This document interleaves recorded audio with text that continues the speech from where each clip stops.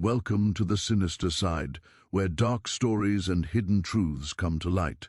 Before we begin, tell us in the comments which country you're watching from and what time of day it is for you. Now, let's uncover the sinister side. Don't forget to subscribe and hit the bell so you never miss a chilling story. In the year 1856, the Blue Ridge Mountains rose like an unbroken wall of stone and forest, their peaks wrapped in mist and silence. To most Americans, these mountains symbolized freedom, untamed wilderness, and opportunity. But to the enslaved men and women who lived in their shadow, the Blue Ridge was something far darker, a boundary between hope and despair, a place where escape seemed possible but survival felt almost impossible. On the eastern slopes of those mountains lived a man whose real name history would never record. Like so many enslaved people, his identity had been stripped away long before he ever thought of freedom. He was known only by a name given to him by his owner, a name that marked him as property, not as a person. It was spoken sharply when commands were issued, shouted when punishment followed, and ignored when pain silenced him. He was born into bondage sometime in the early 1830s on land owned by a small but ruthless plantation family near the mountain foothills. Unlike the massive cotton plantations farther south, this land was rough and stubborn, crops were thin, profits were uncertain, and so the enslaved laborers were driven harder, beaten more often, and fed less. Every sunrise brought labor that bent backs and broke spirits, clearing land, hauling timber, digging stone, and tending fields that refused to yield enough to satisfy their masters. From childhood, he learned that the world was divided cleanly into two parts, those who commanded and those who suffered. There was no middle ground. His earliest memories were of cracked hands and bleeding feet, of hunger that gnawed constantly, and of nights spent listening to the wind move through the mountains beyond the fields. Even as a boy, he noticed how the forest seemed endless, dark, dense, and alive with unseen movement. The mountains were always there, watching. By the time he reached adulthood, his body was hardened by years of physical punishment and relentless labor. He had scars across his back from whippings administered for offenses both real and imagined. He learned quickly that survival meant silence. Looking a white man in the eye could bring a beating. Asking for more food could mean being chained overnight. Resistance, no matter how small, was met with cruelty, meant to crush not just the body, but the will. Yet something in him refused to die. Unlike others who surrendered completely to despair, he observed, he listened, he remembered, he memorized the terrain when sent to haul wood near the tree line. He noticed how the forest changed with the seasons, where water pooled after rain, which paths deer followed, which slopes were too steep for horses. While overseers saw only trees and shadows, he saw roots, cover, and possibilities. Still, escape was not a fantasy he indulged lightly. He had seen what happened to runaways. Some were dragged back half dead, their bodies mangled by dogs and thorns. Others vanished entirely, their fate whispered about. In hushed voices at night. The mountains did not guarantee freedom, they only promised uncertainty. But bondage promised only suffering. The plantation owner was a man hardened by greed and fear. Like many slaveholders near the frontier, he believed violence was the only language enslaved people understood. His paranoia grew with each passing year. Rumors of abolitionist movements, underground railroad activity, and slave revolts reached even these isolated lands. In response, punishments grew harsher. Patrols increased. The enslaved were watched constantly, as if freedom itself might rise from the soil if vigilance slipped. One summer evening, after a long day hauling timber, the man collapsed from exhaustion. Instead of aid, he received a brutal beating for laziness. The whip tore open old scars, blood soaked into the dirt. As he lay there gasping for breath, staring at the sky between the trees, something inside him changed. Pain sharpened into clarity. Fear hardened into resolve. He realized then that if he stayed, death was only a matter of time. That night, he did not sleep. His body throbbed with pain, but his mind burned with thought. Every sound felt amplified, the chirp of insects, the distant howl of wolves, the rustle of leaves. Beyond the slave quarters, the mountains loomed, their dark outlines barely visible against the moonlit sky. For the first time, they did not seem like a threat, they seemed like an invitation. Over the following weeks, he began to prepare quietly. He took no reckless chances. He moved as he always had, obedient, silent, invisible. But in small moments, he gathered knowledge. He noted where tools were stored and which guards drank too much at night. He memorized patrol patterns.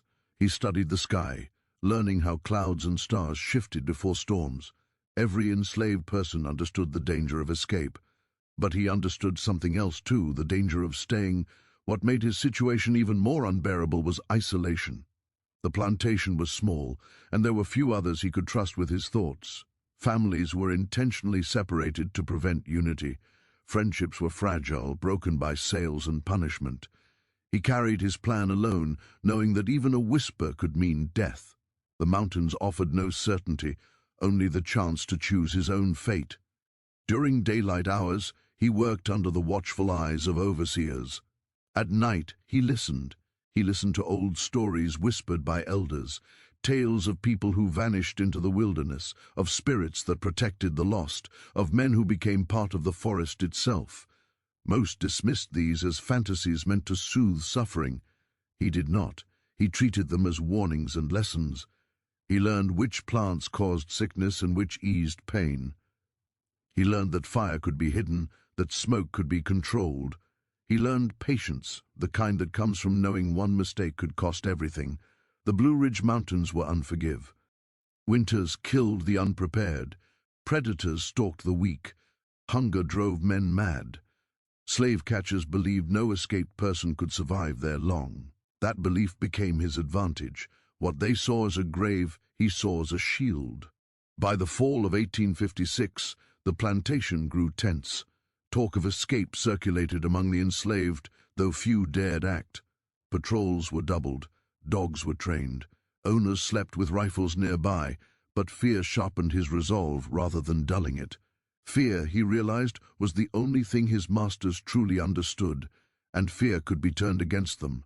He chose his moment carefully, not during a clear night when tracking would be easy, but during a storm when rain would erase footprints and wind would carry scent away.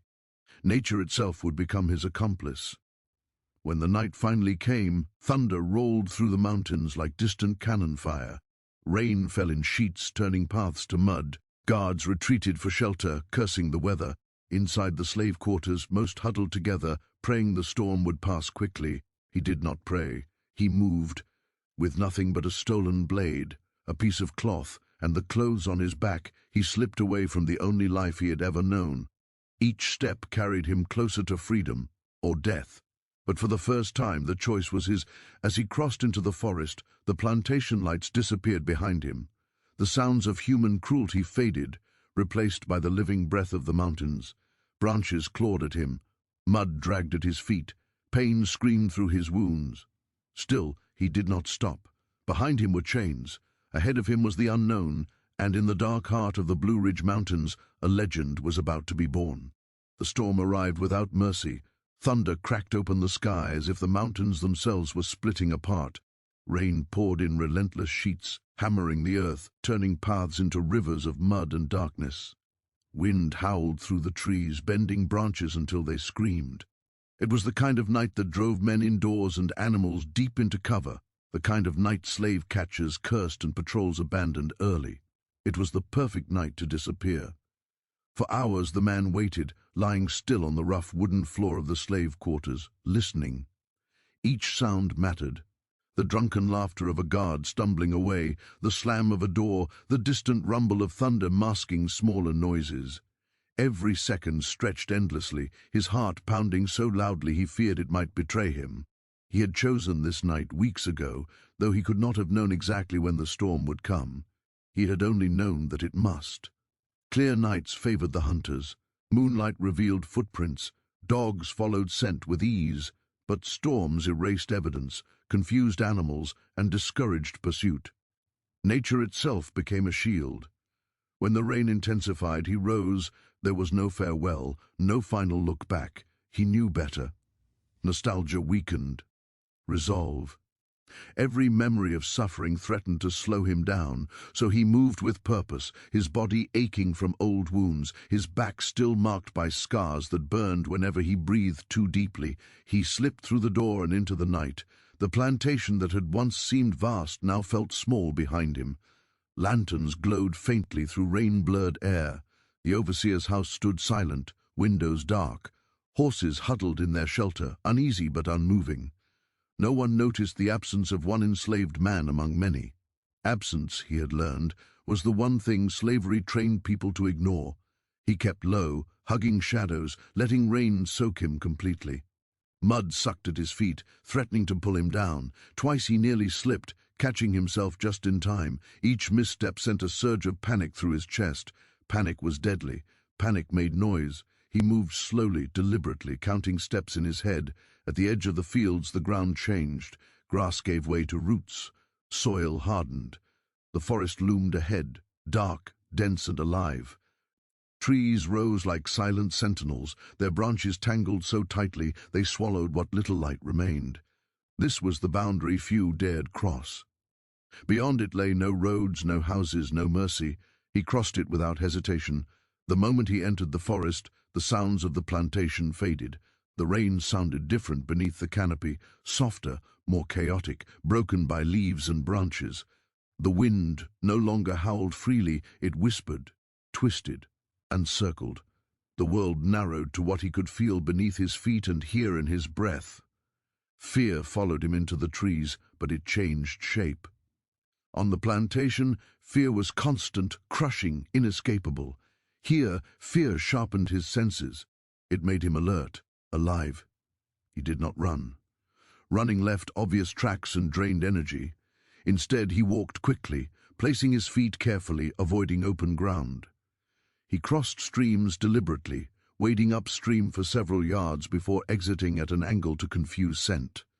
He brushed against brush and low branches, letting rainwater wash away any trace of his passage. These were not instincts learned in a single night. These were lessons gathered over years of observation, whispered stories, and quiet preparation. Behind him, slavery still slept. Ahead of him, survival waited. As the storm intensified, so did the forest. Trees groaned under the wind. Branches snapped and crashed somewhere in the darkness. Animals fled or hunkered down. The man stumbled once, falling hard against a tree, knocking the breath from his lungs. Pain flared across his ribs, white-hot and blinding. He stayed down for a long moment, pressing his face into wet leaves, listening. Nothing followed. No shouts, no dogs, no gunshots tearing through the rain. He forced himself upright and continued. Hours passed, though time lost meaning. The forest had no clocks. His body measured progress in pain and exhaustion. Hunger Nawe. At him already. Cold crept into his bones as soaked clothing clung to his skin. Still, he pushed forward, driven by something deeper than fear. He climbed. The terrain grew steeper as he moved toward the mountains. Slopes rose sharply, littered with rocks slick from rain. Each step required balance and care. A fall here could mean broken bones, death by exposure or discovery. The higher he went, the less familiar the land became. He had been sent near the tree line before, but never this deep. The forest thickened, paths vanished. The world reduced itself to roots, stone, shadow. At one point he heard it, a sound that froze his blood, a howl, distant, carried by wind and rain, but unmistakable. Wolves or dogs. In that moment, the difference hardly mattered. Both meant teeth, pursuit, and death if he failed. He pressed himself against a rock outcropping, holding his breath, listening. The howl echoed again, then faded. Whether the animals had caught his scent or were calling to one another, he could not know. He did not wait to find out. Moving uphill, he followed a narrow ridge where water ran off quickly, leaving fewer tracks. The storm worked in his favor, washing away footprints almost as soon as they formed. Still, he knew the real danger would come at dawn, if his escape was discovered, if the dogs were brought out, if the hunters were determined. He pushed on through the night, driven by the knowledge that every step gained was distance they would have to fight for, Sometime before dawn, exhaustion nearly claimed him. His legs trembled uncontrollably, his vision blurred. Every breath burned his lungs. He found a shallow depression beneath a fallen tree, partially shielded from the rain, and collapsed. He did not sleep fully. True sleep would have been dangerous, but drifted in and out of awareness, jerking awake at every sound. In the grey light of early morning, the storm began to weaken. Rain slowed to a drizzle. Fog crept through the forest, thick and heavy, wrapping the trees in ghostly silence. He rose again. The world looked different in daylight, still hostile, still dangerous, but clearer. He drank from a stream, careful to move upstream first. The cold water revived him briefly, numbing hunger and pain. Then he heard it, shouts, faint, distant, but unmistakable. They had discovered his absence. The hunt had begun. Adrenaline surged through him, banishing exhaustion. He moved deeper into the mountains, choosing routes no horse could follow. He scrambled over rocks, crawled beneath tangled brush, and crossed water repeatedly. His body became a tool, cut, bruised, bleeding, but relentless. At one point he glimpsed movement below, a line of men with rifles, their voices carried upward by the slope. Dogs strained at their leashes, confused by rain and crossing streams. The hunters moved cautiously, frustrated, angry. Fear became his ally. He knew their fear. He had seen it in overseers' eyes whenever Contro else slipped, even briefly. White men feared what they could not dominate, and the mountains belonged to no one. By midday the hunters slowed. The terrain punished them. Horses could not proceed. Dogs lost the trail repeatedly. Each hour that passed drained their resolve. By nightfall they would give up. He only had to survive. As dusk approached, he reached higher ground where the forest thinned slightly. From there, he looked back once, just once. The land stretched out below him, hazy and distant. Somewhere beyond the hills lay the plantation, already shrinking into memory. He felt no triumph, only relief, and something else, a realization. He was alone now, truly alone. No rules, no orders, no protection. The world would not feed him or shelter him unless he learned to take what he needed. Freedom, he understood, was not safety, it was responsibility. As night fell again, he vanished deeper into the Blue Ridge Mountains, leaving behind not just chains, but the man he had been forced to become. By the time the hunters turned back, defeated and exhausted, the mountains had already claimed him, and they would never give him back. The mountains did not welcome him. They tested him. In the first days after the hunt faded and human voices vanished from the valleys below, the man discovered a truth no one had ever taught him. Freedom was not gentle. It did not offer comfort or certainty. It demanded payment in pain, patience, and blood. Every hour in the wilderness forced him to prove that he deserved to remain alive. The forest was louder now that he was no longer running. Without the constant roar of fear in his ears, he began to hear the mountains speak, not in words, but in warning signs and subtle rhythms. Wind carried messages, birds announced movement, silence meant danger. He learned quickly that stillness could save his life. During daylight he avoided open ground. He rested beneath dense cover, camouflaging his body with mud and leaves. The memory of dogs snapping at chains haunted him. Even now he imagined their breath behind him. Though the hunters had given up, the fear of discovery never fully left him. Fear, he realized, kept him alert. Hunger came first. By the second day, weakness spread through his limbs. His stomach cramped violently, folding him in half. He had stolen nothing but a blade and scraps of cloth. There were no rations, no mercy. The plantation, cruel as it was, had at least provided food. Here, every meal had to be earned. He remembered fragments of whispered knowledge, old men muttering about roots that killed and berries that healed. He tested cautiously, chewing the smallest pieces, waiting, watching his body for signs of sickness. Once he vomited violently after tasting a pale mushroom. Another time, his tongue burned for hours from sap that should never touch flesh. The mountain punished ignorance. Gradually he learned. Acorns soaked and roasted, berries eaten only when birds fed freely. Fizz. Trapped in narrow streams using stone weirs, Squirrels taken with snares made from twisted fibers and patience, but unmistakable. Instinct screamed at him to flee, but curiosity held him still. He watched from cover as a lone white trapper emerged, rifle slung casually over his shoulder. The man looked tired, dirty, human. For a long moment, the runaway considered revealing himself. Hunger and isolation tempted him, but fear won.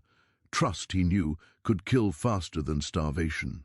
He slipped away silently, leaving the trapper unaware that death, or freedom, had watched him pass. From then on, he avoided all signs of people. Humans meant chains, bullets, or betrayal. Animals, at least, followed rules. The mountains reshaped his mind as much as his body. Without constant commands and punishment, his thoughts grew clearer.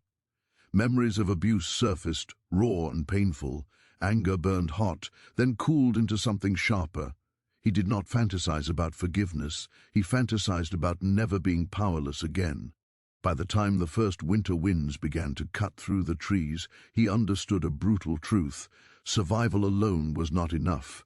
He could live like this for a season, maybe two, but sooner or later illness, injury, or chance would end him. He needed shelter, not just a hiding place, but a stronghold.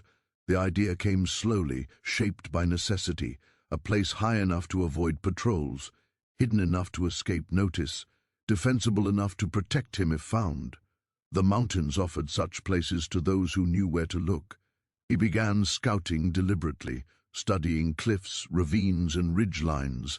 He tested caves and abandoned animal dens, rejecting those too exposed or unstable. Eventually he found it, a narrow shelf tucked against a rock face, shielded by dense trees and overlooking a steep drop. It was perfect. From there he could see without being seen. Approaches were limited. Sound traveled upward. Anyone climbing toward it would be exhausted long before reaching the top. He claimed it silently. The construction was slow, painful work. He used fallen logs, stone, mud, and patience. No nails. No tools beyond his blade and hands. Each piece was placed carefully. The structure blended with its surroundings, invisible unless you knew exactly where to look. It was not yet a fortress, but it was the beginning. As he worked, he thought about the world below, the plantation, the men who believed him dead or broken, the system that had devoured his past. He did not know if he would ever leave the mountains. He did not know if freedom waited beyond them. But he knew this: no one would ever own him again.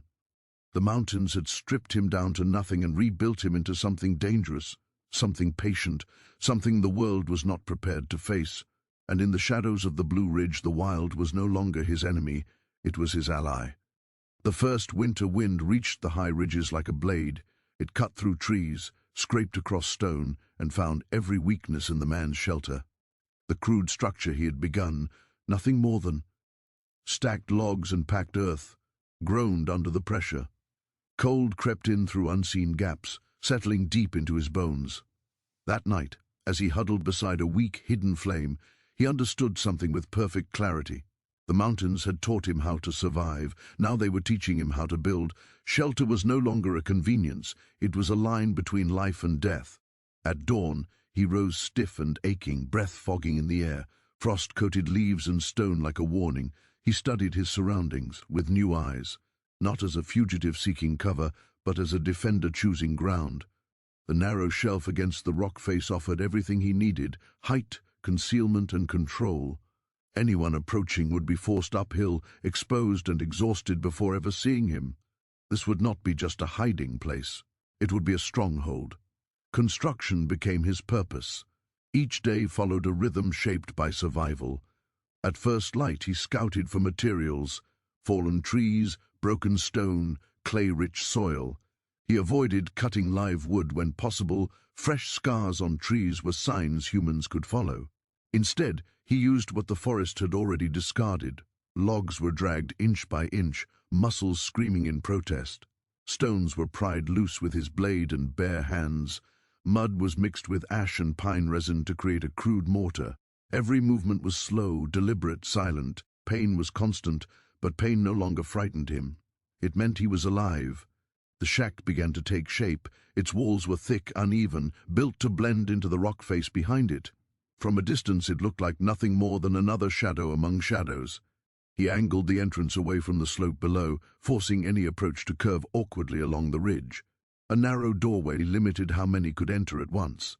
Inside, the space was small, barely enough to lie down, but defensible. He carved narrow slits into the walls, just wide enough to see through, too narrow for a bullet to enter easily. From inside, he could observe the forest without revealing his presence. From outside, the shack remained almost invisible. The mountain approved, but shelter alone was not enough. The man had learned that humans were far more dangerous than animals. Predators followed instinct. Men followed fear, greed, and cruelty. If discovered, his refuge would be tested not by weather, but by violence. So he prepared for that too. Around the shack he began laying traps, not elaborate contraptions but simple, brutal devices born of patience and understanding. Pits disguised with leaves and soil, sharpened stakes hidden beneath brush, stones stacked carefully above narrow paths, ready to be loosened with a pull of cord. Each trap was placed with intention, not to kill indiscriminately, but to slow, injure, and terrify. He wanted intruders to feel watched, hunted, uncertain. Fear, he knew, did more damage than wounds. As weeks passed, the shack became an extension of himself. He memorized every creak, every loose stone, every line of sight. In darkness, he could move through it silently, navigating by touch alone. The space felt alive, responsive, protective. It was the first thing he had ever built that belonged solely to him. Inside, he stored what little he possessed: dried meat, tools fashioned from bone and stone, strips of cloth, carefully preserved embers for fire. He learned to cook without smoke, to vent heat through hidden channels that blended with the rock. From below, no sign of life betrayed him. From within, he could see everything. Loneliness crept in slowly. The mountains gave him safety, but they offered no companionship.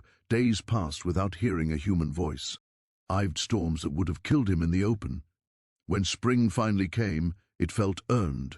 With the thaw came movement. More people ventured into the mountains, some hunting, some searching, some driven by rumor. Each time the man watched. He never attacked without cause. He never pursued. His goal was not domination. It was deterrence. The shack stood as a warning: approach, and the mountain itself will turn against you. Still, something shifted inside him. The more fear he inspired, the more he realized the balance of power had changed. He was no longer prey, he was no longer running. Men with rifles moved cautiously now. They whispered, they hesitated. The system that had once hunted him without mercy now feared what it could not control. At night, sitting in the dim glow of hidden firelight, he wondered what this made him: monster, rebel, survivor. He did not dwell on morality. Morality had never protected him. Strength and awareness had. The shack was proof of that. One evening, as the sun bled red through the trees, he stood outside his shelter and looked down at the world below. Somewhere beyond the ridges were plantations, laws, chains, and men who believed themselves masters.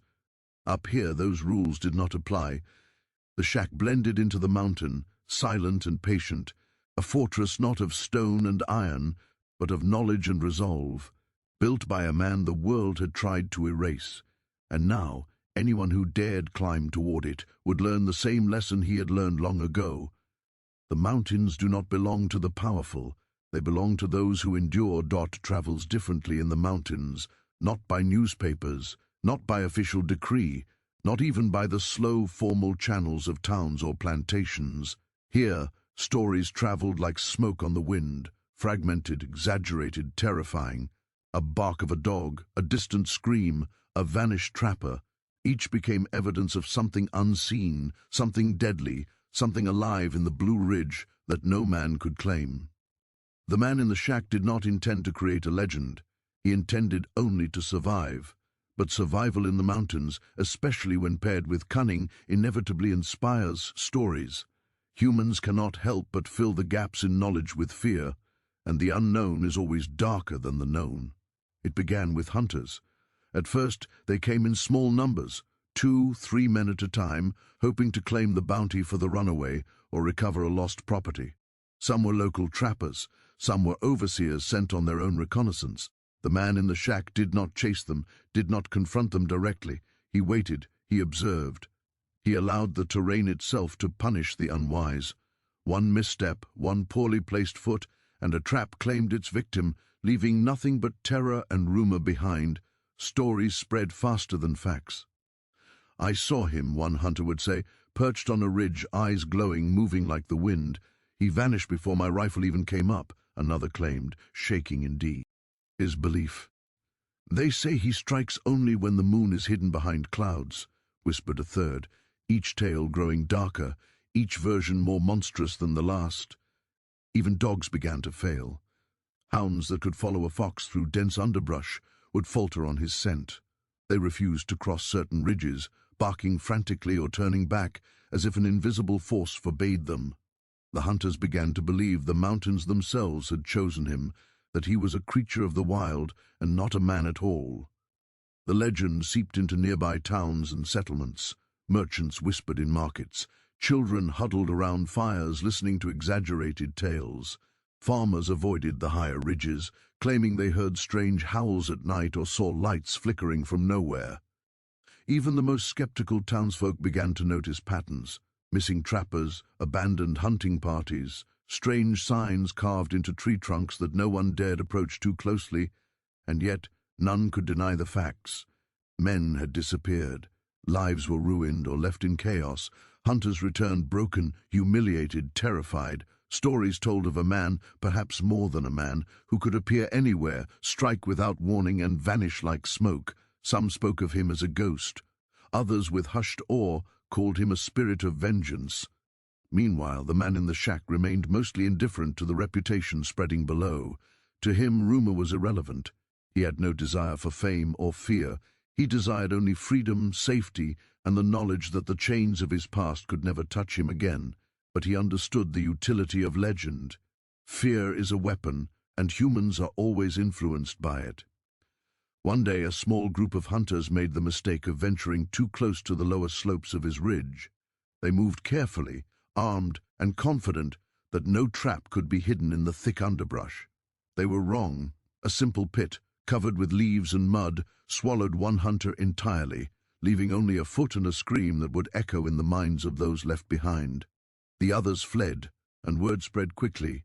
This mountain man was no ordinary escapee. He was cunning, patient, deadly if provoked. Each survivor added to the story, embellishing details with fear, turning him into something less human, more mythic. Stories became warnings. Parents told their children to avoid the ridges. Hunters learned to respect certain paths as forbidden. Even the local militia hesitated to patrol the mountain, dismissing the man as more than human. By now his legend was untouchable, spreading faster than any man could run, growing with every terrified recounting of near encounters. He did not interfere directly, but he did not need to. The forest, the cliffs, the traps, and his own cunning carried his influence into the hearts of men far below. The shack had become a symbol of defiance, and the man inside had become a cautionary tale, a warning that survival was not passive, that freedom once says. Ed demanded vigilance, cruelty when necessary, and above all, knowledge. The mountain's reputation began to attract attention beyond local settlements. Travelers, adventurers, and thrill-seekers came to glimpse the feared ghost of the Blue Ridge, drawn by curiosity and the thrill of danger. Many disappeared. Some were found days later, lost, terrified, and unable to describe clearly what they had seen. Others vanished entirely, leaving only faint footprints or rumors of strange shadowy figures watching them silently from the treetops. Even the enslaved below the mountains learned his name, or at least what they believed it to be. Among the enslaved he became a symbol of possibility. Whispers spread in quarters at night, a spark of hope for those trapped in chains. If one man could escape, survive, and thrive, perhaps others might dream of the same. The shack in the mountains was more than a shelter. It was a statement. Resistance was possible. Escape was not just fantasy, but with fame, even unwanted, came danger. Hunters began to arrive in organized groups.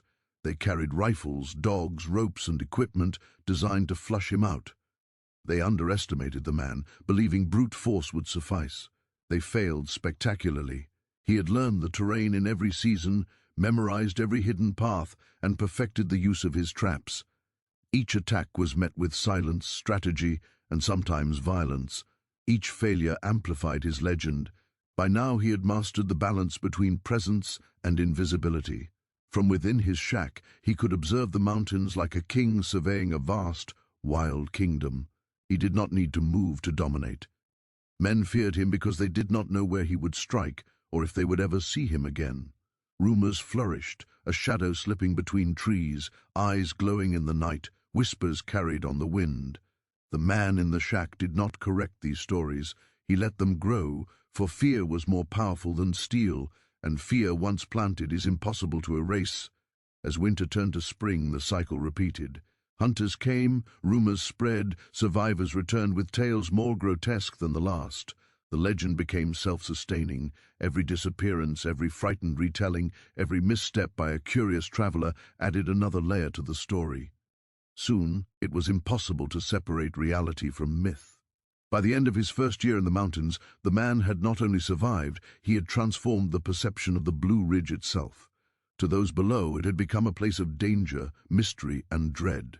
To him it was home, safe, silent, watching, and in that silence he planned, not vengeance yet, not outright, but awareness. Knowledge that men could be manipulated by fear. That the very chains meant to hold him now served another purpose. They shaped the minds of his enemies before he ever touched them. His shack was no longer merely a refuge.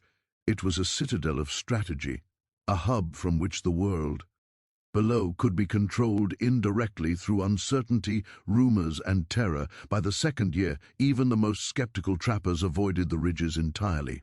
The mountains had claimed him, and in turn, he had claimed the mountains. He moved freely, hunting, gathering, and fortifying. The shack grew stronger, more complex. Slits became passages. Traps became elaborate deterrents. And all the while, he watched the world below, invisible, untouchable, and feared. The legend of the mountain man had arrived. Men whispered his name when they dared, told stories around fires, warned children of venturing too high. He was more than a man. He was a symbol, a shadow in the Blue Ridge Mountains that no one could touch, a living testament to survival, cunning, and the power of fear. The mountains had watched him long enough. After years of hiding, hunting, and surviving, he no longer needed only to evade. The shack had transformed him. Isolation had sharpened his instincts, honed his cunning, and taught him patience that bordered on the supernatural.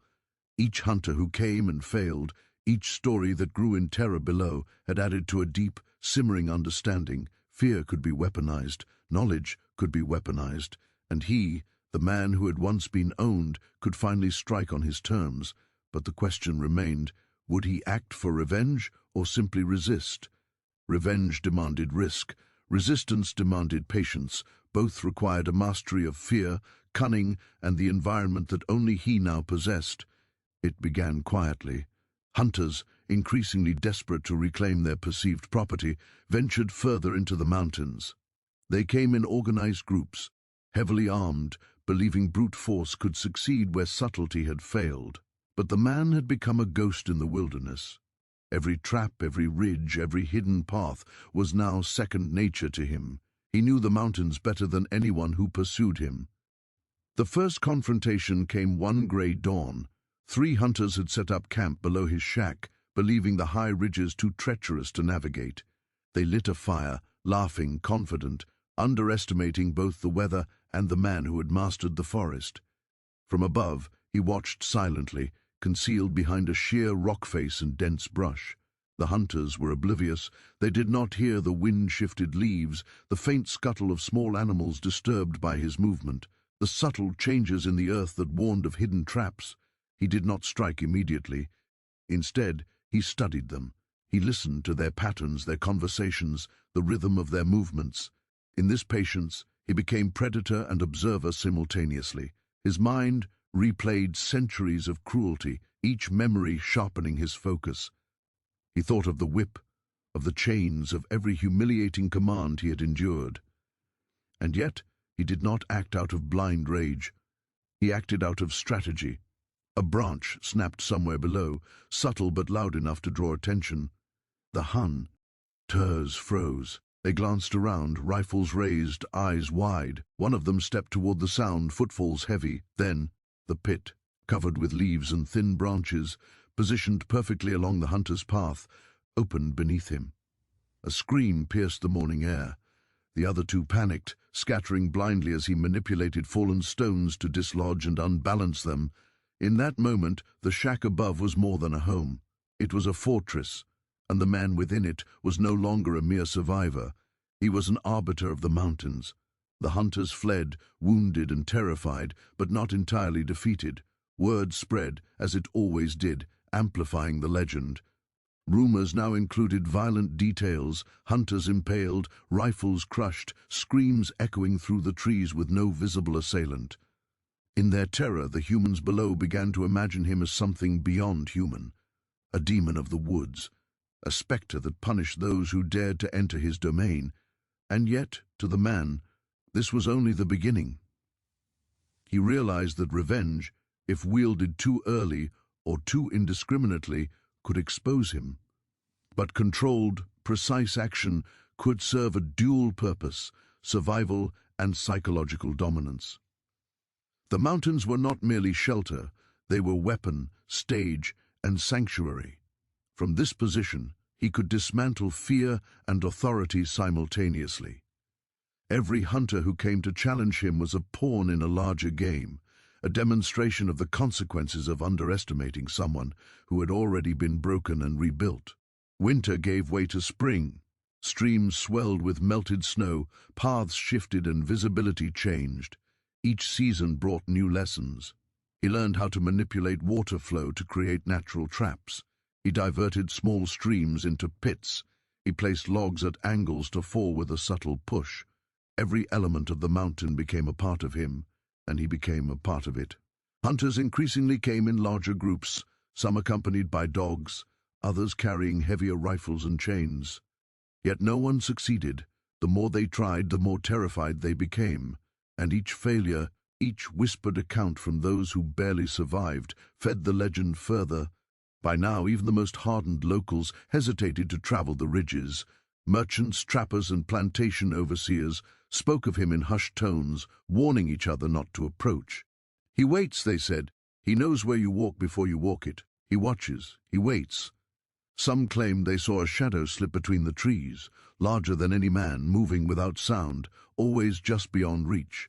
Others claimed their dogs refused to track, turning back suddenly as if the forest itself protected him. Fear became a weapon that required no hands. But with strategy came morality, or a shifting understanding of it. The man questioned himself in the cold nights by his hidden fire. Was this vengeance, or was it resistance? He thought of the chains, of whips tearing into flesh, of nights spent shivering in quarters while Ares slept warm. He thought of the children who had been sold away from their mothers, of friends beaten into submission. These thoughts fueled the fire inside him, yet he restrained it. He struck only when necessary. He allowed nature, cunning and fear to do most of the work. When humans fell into pits, into traps, or simply fled, it was never by accident, it was by his design. But he never hunted indiscriminately. His goal was survival first, assertion second, vengeance only when unavoidable. It was in this careful calibration that he became something more than a man, a legend. Over time, the shack and its master became intertwined in the consciousness of the surrounding population. Children spoke of him as a dark spirit of the mountains. Hunters whispered of his inhuman awareness. Even the enslaved in nearby plantations told stories by candlelight of a man who had escaped, survived, and now watched the mountains untouchable. These tales inspired both awe and terror, spreading faster than any factual account could. He embraced this. Fear was a shield, rumor was a weapon. The world below had underestimated him for too long. No one could challenge the shack without consequence. No one could enter the mountains unprepared. And as he surveyed the peaks from his vantage point, he realized a simple truth. He had become the master of the mountains in the way his masters had never imagined. And yet, he remained human in his solitude. At night, he thought of the life he had lost, not the work or the suffering, but the connections, the friendships, the simple moments of trust and warmth. Rage was tempered by reflection, revenge was tempered by patience. The shack had not just saved his life, it had changed his mind, reshaped his strategies, and clarified his purpose. By the second year of living in the mountains, the man had fully embraced both roles, survivor and avenger. He had proven, through cunning, patience, and strategic use of the terrain, that he could confront his oppressors without being caught. Every encounter, every trap, every rumor reinforced this truth. He was no longer prey. He was a force the world below could neither predict nor control. Some nights he allowed himself to imagine leaving the mountains and returning to confront his old masters directly. But he always dismissed the thought. The shack represented something greater than revenge. It represented autonomy, mastery, and the transformation of fear into power. The humans below had a lesson to learn. Freedom, once seized, cannot be contained. And the mountains, silent witnesses to all, had chosen him as their instrument. Time in the mountains has no measure but seasons, and memory becomes both companion and tormentor. By the third year of his isolation, the man who had once been a slave, hunted and broken, had become more myth than flesh in the minds of those who whispered of him below. Yet he remained very real, very alive, and increasingly aware that every day, every movement, every breath was both victory and preparation. The shack, his fortress of wood, stone, and cunning, had endured seasons of rain, snow, and wind. Its walls had been reinforced repeatedly, hidden carefully, traps reset or replaced, sightlines adjusted. The mountains had molded him as much as he had molded the land around him. He had become invisible to human eyes, yet every tree, every rock, every path bore the mark of his intelligence. And still, he wondered about the outside world. He had seen enough fear to know its power. Hunters came, spread rumors, retreated, and returned broken. Yet, in the deep hours of night, when frost painted the forest and the wind howled through the ridges, he felt the pull of curiosity and perhaps a dangerous longing. What lay beyond the peaks he had claimed? Could he ever truly leave the mountains, even if he wished to? One spring morning, he noticed movement unlike before. A small group of men, larger and more determined than those who had ventured up the slopes in previous years. Word must have reached them. Rumors carried by frightened survivors, by merchants, by travelers. They carried ropes, rifles, and confidence born of disbelief, believing the stories of the mountain man to be exaggeration, superstition. He watched them from a hidden perch, studying their patterns. Their movements were sloppy compared to the discipline of his life in the mountains. They underestimated not just him, but the environment that had become his ally. And yet, he could sense an increasing risk. The mountain could protect him, but overconfidence or a sudden misstep could betray him. So he prepared. He checked every trap, reinforced weak points, and studied the weather and terrain. He would not strike recklessly. He had learned that survival was more than skill. It was patience, cunning, and knowing when to act or disappear. When the men arrived near his ridge, he watched silently as they struggled through streams, mud, and dense undergrowth. He could see fear begin to ripple among them, though they did not yet understand why. Two of the hunters disappeared into a pit he had carefully concealed. The others froze, rifles raised, shouting at shadows that did not move. But he did not appear. Not yet. Days passed. The men retreated only to return with reinforcements, carrying ladders, ropes, and more rifles. Their efforts grew bolder, more desperate. And with each attempt, he noticed a subtle pattern. They had learned some lessons, adapted in ways he had not expected. Survival in the mountains was no longer just his game, it had become theirs too. At this point, he began to feel the first true pangs of mortality, not from age, but from circumstance. His strength remained remarkable, but the relentless vigilance, the injuries of past years, and the weight of solitude pressed upon him. He realized something no one else could know: no fortress, no traps, no cunning could last forever. One mistake, one unforeseen event could end him, or at least force him to leave the only home he had ever truly made for himself. And so he began to plan his disappearance. The thought was born not of fear, but of strategy. He understood that legends survive longer than men. If he vanished completely, leaving only his story behind, the mountains themselves would tell the tale. Fear would continue to spread. Myth would endure. The shack, no longer a home but a symbol, could remain even if he did not. Preparation took weeks. Every trap, every path, every tree was checked and adjusted. He stored supplies in hidden caches along secondary ridges, ensuring that if he needed to leave quickly, the essentials for survival would follow him without revealing his exact position. He observed the hunters' patterns, noting when they slept, when they moved, how they divided into groups. He did not strike. He could have, easily, but striking would leave traces, clues, and the story of his survival might end with blood instead of legend. The night he chose to vanish was cold and clear. Stars glittered through the trees, moonlight faintly illuminating paths he had walked for years. He packed only what he could carry on his back and extinguished every trace of fire in his shack. Each trap was left intact but partially reset to mislead. The fortress would remain, but empty. As he descended into the forest, he moved with the quiet precision of decades of survival. Branches snapped silently beneath careful weight. Streams were crossed upstream to erase scent. The mountains watched, wind carrying his presence away from hunters below. He was invisible. The first sign of pursuit came hours later, when a distant shout echoed across the ridges. But by then, he had already moved into terrain only he could navigate. A network of hidden paths, steep cliffs, and narrow passes that would confound even the most experienced trackers. One by one, the hunters reached dead ends, traps, and false leads.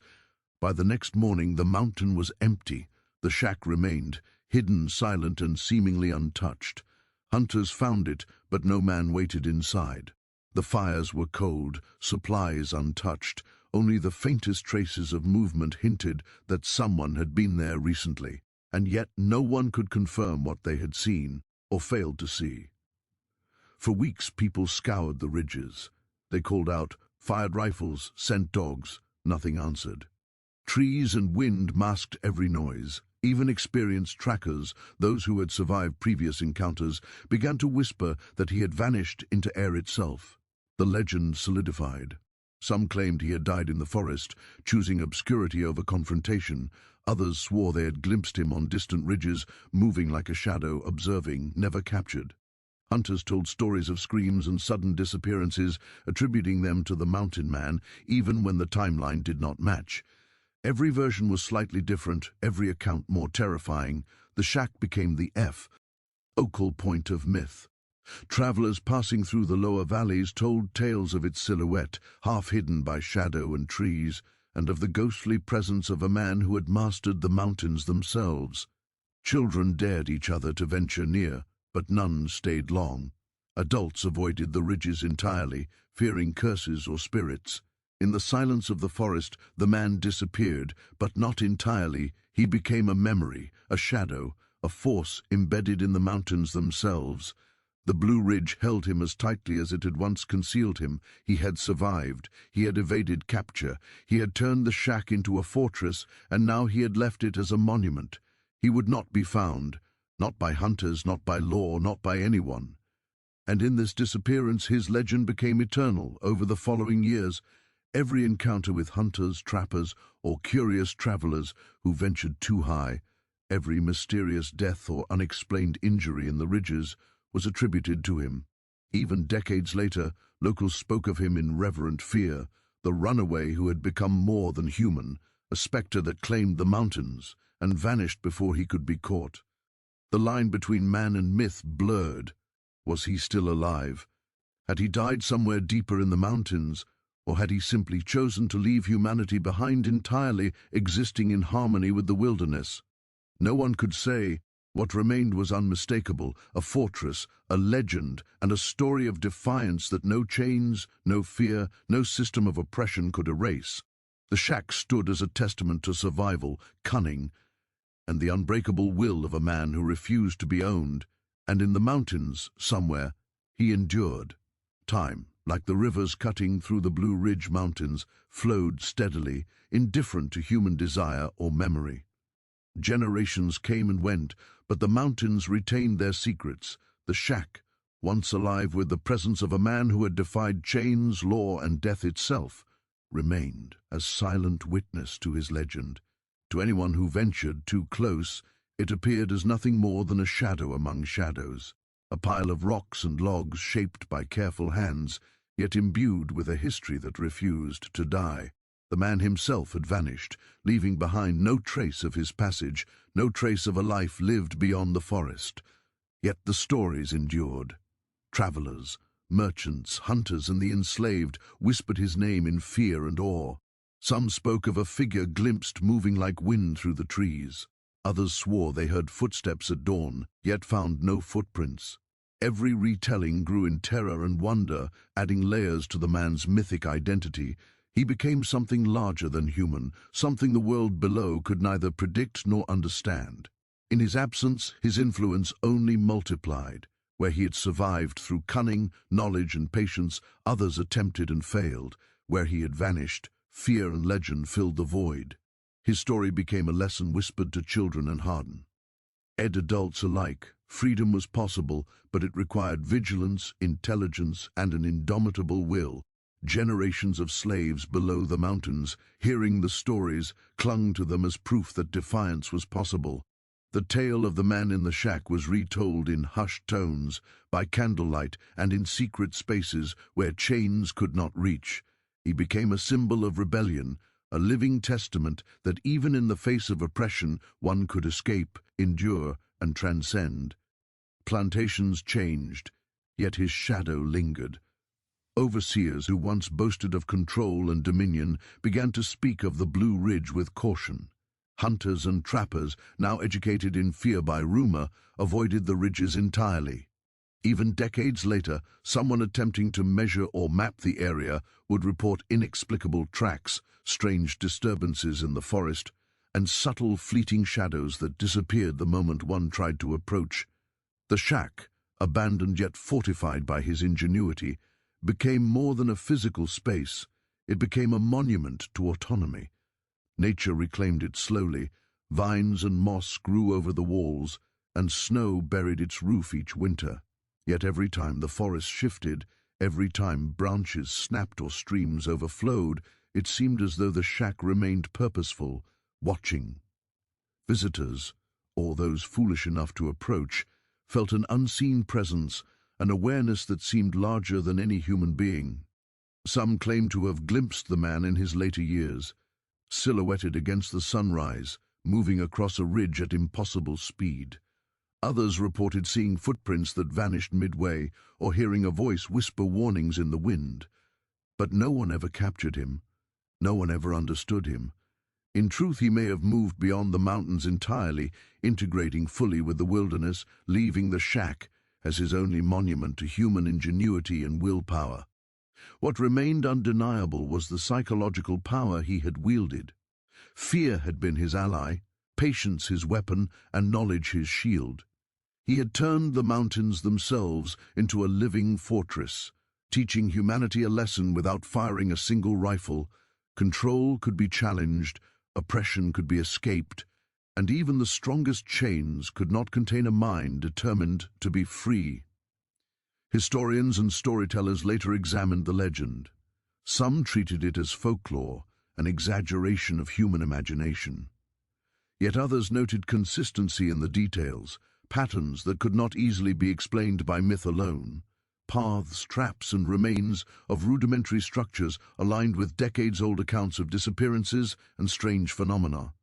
Even the physical landscape bore subtle traces of his life: stone arrangements, camouflaged pits, and carefully carved notches in trees, signs of a man who had mastered his environment and left behind coded evidence of his presence.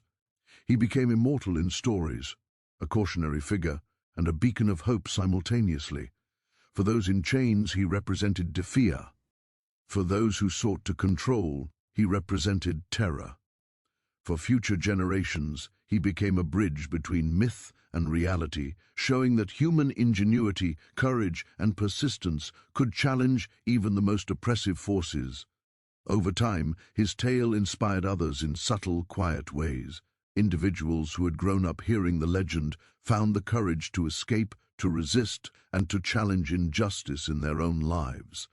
Even without ever seeing him, the mountain man's actions echoed in their choices. His physical absence amplified his symbolic presence. He had transcended mortality in the way few humans ever do, through the enduring power of story and the lasting impact of rebellion. The shack, now weathered and partially reclaimed by the forest, still stands today, though few dare approach it. Locals speak of it only in whispers, warning that the mountains are alive with the spirit of a man who refused to be tamed. Some leave offerings at its base, not to a god, but to a legend. They do so in reverence and fear, recognizing a figure who had transformed suffering into survival, mastery, and myth. In the end, the man's legacy is twofold. First, the tangible proof of what one human being can accomplish with patience, intelligence, and determination. Every trap, every path, every structure he built reflects a mind attuned to the wild and impervious to fear. Second, the intangible power of legend. His story endures precisely because it cannot be fully proven, yet cannot be fully denied. It has become a parable, a psychological fortress that outlives the man himself. Freedom, cunning, and resistance exist now not only in the mountains, but in the minds of everyone who hears the tale. He disappeared into the wilderness, leaving no body, no trace, no final act. Yet his presence remains in every shadow, in every rustling leaf, and in every whispered account passed down through generations. In a world that sought to claim him, he claimed something far more lasting, the immortality of resistance. And somewhere, high in the ridges, the man watches still, not as a conqueror of men, but as a master of himself.